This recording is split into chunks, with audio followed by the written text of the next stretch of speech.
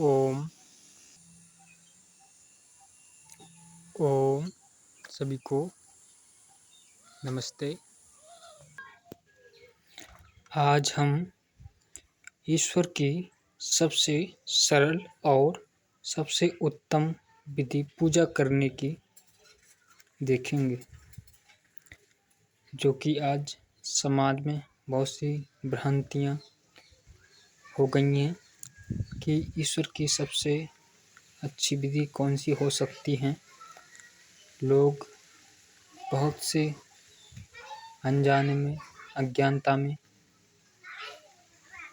दुख प्राप्त कर रहे हैं और उन्हें ठीक फल नहीं मिल पा रहा। कौन सी विधि होनी चाहिए ईश्वर की पूजा करने की, वो नहीं पता। आज हम इस पर चर्चा करेंगे। तो जैसे कि आप देख सकते हैं, शास्त्रों में भी लिखा है कि ईश्वर भक्ति, स्तुति, पूजा, जाप, नाम स्मरण, गुणगान, कीर्तन आदि जो भी हम करते हैं वह ईश्वर के लिए नहीं है। हमारे कुछ भी करने से ईश्वर को लाभ, हानि, सुख, दुख नहीं होता और ना ही वह प्रसन्न अप्रसन्न होता है। हमारे किसी काम का भी ईश्वर के ऊपर कोई प्रभाव नहीं होता।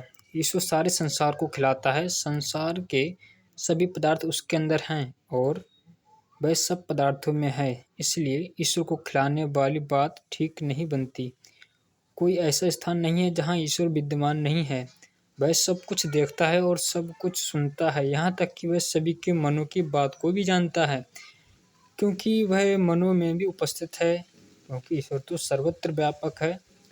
इसलिए ईश्वर को सुनाने के लिए ना ऊंची बांग देने की जरूरत है, ना घंटी बजाने की, ना ही तेजी से लाउड स्पीकर लगाने की। ईश्वर सुगंध दुर्गंध से भी परे है, इसलिए उसके लिए धूप बत्ती लगाने का कोई मतलब नहीं। ईश्वर की कोई शकल सूरत नहीं, इसलिए उसे कपड़ा पहनाना, तिलक लगाना, साज श्रृंगार करने की कोई आवश्यकता नहीं। ये तो सामान्य मनुष्य के लिए होता है, ईश्वर के लिए नहीं। ईश्वर इन सभी से परे है। हम जो भी कुछ करते हैं सब अपने लिए ही तो करते हैं। ईश्वर हमारे कामों के अनुसार हमें अच्छा या बुरा फल देते हैं।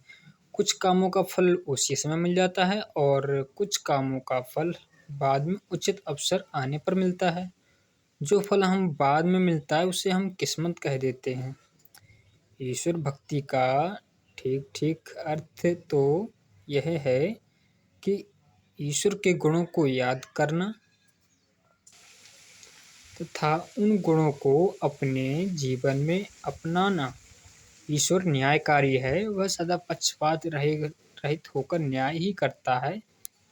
वह किसी की भी सिफारिश नहीं मानता, वह अन्याय कभी नहीं करता। ईश्वर सत्य करता है, वह सदा ठीक काम ही करता है, गलत काम कभी नहीं करता। ईश्वर ज्ञानवान है, सारा सच्चा ज्ञान ईश्वर के पास है, वह किसी बात में भी अज्ञानी नहीं है। ईश्वर पवित्र है, अविद्या आदि दोष उसमें नहीं है।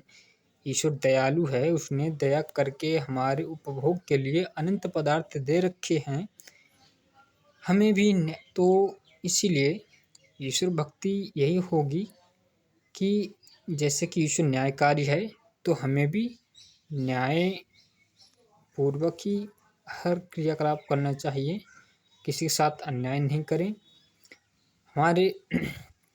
और ईश्वर सत्य करता है तो हमें भी सत्य का पालन करना चाहिए, सत्य बोलने का प्रयत्न करना चाहिए। ईश्वर ज्ञानवान है तो हमको भी ज्ञान प्राप्त करने का प्रयत्न करना चाहिए। ईश्वर पवित्र है तो हमें भी पवित्र बनने का प्रयास करना चाहिए। ईश्वर दयालु है तो हमें भी हर प्राणियों के प्रति दयालुता का भाव रखना चाहिए। ईश्वर सभी से प्रेम करता है तो हमें भी हर मनुष्य से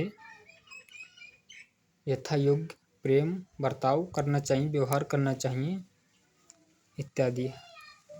यदि हम ईश्वर की भक्ति तो करते हैं परंतु उसके गुणों को नहीं अपनाते, हमारा भक्ति करना बेकार है।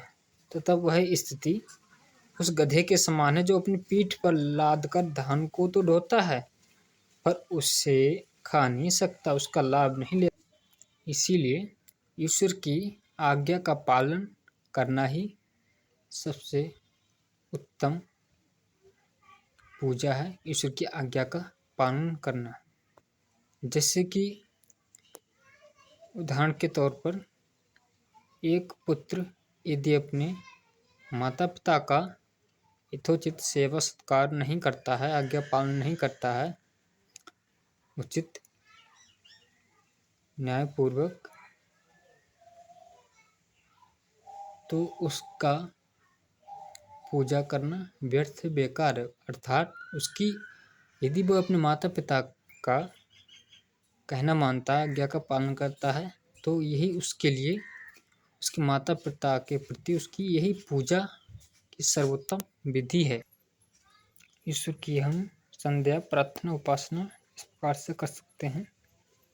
2 संध्या काल हैं, प्रातः और सायं। जब दिन और रात मिलते हैं, मनुष्य प्रातः काल संध्या में बैठकर रात के समय में आए मानसिक दोषों को दूर करे और सायंकाल संध्या में बैठकर दिन में आए मानसिक दोषों को दूर करे। अर्थात दोनों संध्या में बैठकर उससे पहले समय में आए मानसिक विकारों पर चिंतन मनन और पश्चाताप करके उन्हें आगे न आने देने का निश्चय करे।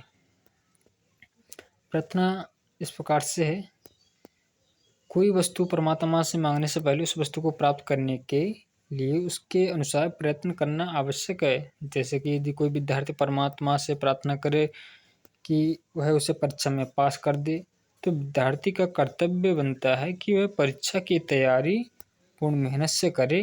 हम ईश्वर से प्रार्थना करें कि हमें वह तीक्ष्ण बुद्धि दे, तो उसके लिए हमें भी ऐसे प्रयत्न करने चाहिए, यत्न करने चाहिए जिससे बुद्धि तीक्ष्ण हो, जैसे कि खान पान, ब्रह्मचर्य का पालन, अच्छी अच्छी पुस्तकों का अध्ययन आदि। यदि हम स्वयं प्रयत्न ना करें और ईश्वर से मांगते रहें तो हम कुछ ना मिलेगा। जो परमेश्वर के सहारे आलसी बनकर बैठे रहते हैं उन्हें कुछ प्राप्त नहीं होता,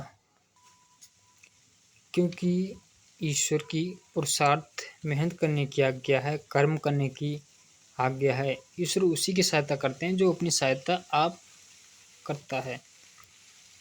जो कोई बैठा हुआ गुड़ गुड़ कहता रहे, उससे गुड़ प्राप्त नहीं होता। जो उसके लिए प्रयास करता है, प्रयत्न करता है, उसे कभी ना कभी गुड़ मिल ही जाता है। अधिकांश लोगों की यह भी भ्रांति है कि मूर्ति पूजा ईश्वर की पूजा है, लेकिन ऐसा नहीं है। मूर्ति पूजा ईश्वर की पूजा नहीं है। सोना, चांदी, लोहा, लकड़ी, पत्थर या मिट्टी की मूर्ति बनाकर उसे पूजना, उस पर फल फूल मिठाई आदि चढ़ाना, उसके आगे नाचना गाना, उससे भीख मांगना, उसके आगे प्रार्थना करना, घंटी घड़ियाल बजाना, उसे कपड़े गहने पहनाना आदि क्रियाएं व्यर्थ हैं। वह जड़ मूर्ति ये सब नहीं जानती। यह ईश्वर पूजा भी नहीं है। ईश्वर तो सर्वत्र व्यापक होने से फल वस्त्र आदि में भी विद्यमान है। वह तो कण कण में है। और ईश्वर की पूजा मनुष्य की तरह नहीं हो सकती, क्योंकि वह मनुष्य नहीं है। ईश्वर की कोई शकल सूरत नहीं है, इसलिए उसकी कोई मूर्ति भी नहीं बन सकती, न उसे कपड़े आदि गहने पहनाए जा सकते हैं। ईश्वर के बनाए इस विचित्र ब्रह्मांड को देखकर उसके अद्भुत गुणों का मन में चिंतन करना चाहिए। जैसे कि सूर्य, चंद्र, तारे, पृथ्वी आदि सभी ईश्वर बनाए हैं, ईश्वर ने बनाए हैं। ऐसे महान परमेश्वर की महत्ता का विचार करना चाहिए और ईश्वर के गुणों को अपने जीवन में धारण करके उसे अपनाकर वही कर्म करना चाहिए। मूर्ति पूजा करने वालों ने सब व्यवस्था उलट दी है। ईश्वर ने उन्हें बनाया, इन्होंने ईश्वर को घर दिया। ईश्वर सब जगह व्यापक है, इन्होंने उसे एक स्थान पर सीमित कर दिया। ईश्वर आजाद है, इन्होंने उसे मंदिर में कैद कर दिया। ईश्वर सबका रक्षक है, इन्होंने उसे अपनी रक्षा का मोहताज बना दिया। ईश्वर सबको खिलाता है, ये ईश्वर को खिलाने का ढोंग करते हैं। मनुष्य के सबसे अधिक नजदीक जो वस्तु है वह ईश्वर, क्योंकि वह हमारे हृदय में बसा हुआ है, कण कण में है, इसलिए उसे बाहर ढूंढना व्यर्थ है। हमने ईश्वर पूजा का मजाक बनाया है, अतः हम आज सब जगह हमारा मजाक हो रहा है। सत्य, न्याय, परोपकार आदि शुभ कर्मों को हमने छोड़ दिया और निरर्थक मूर्ति पूजा में फंस गए। यह हमारा अत्यंत दुर्भाग्य है। आदि गुरु शंकराचार्य, आप ईश्वर के गुण कर्म स्वभाव आगे देख सकते हैं। आशा है आप सभी लोग को यह वीडियो पसंद आई होगी।